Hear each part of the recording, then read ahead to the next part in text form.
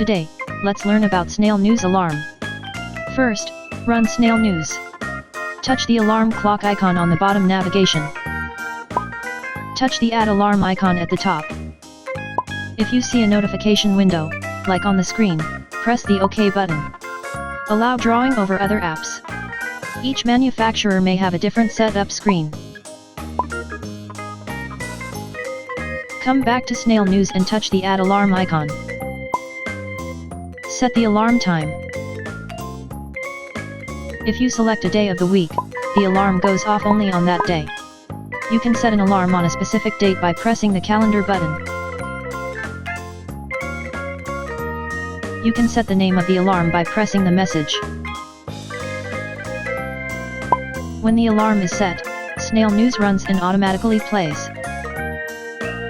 Monday Night Football.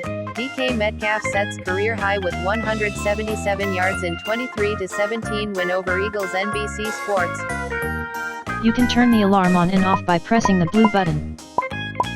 If you want to clear the alarm, you can press and hold the alarm to clear it.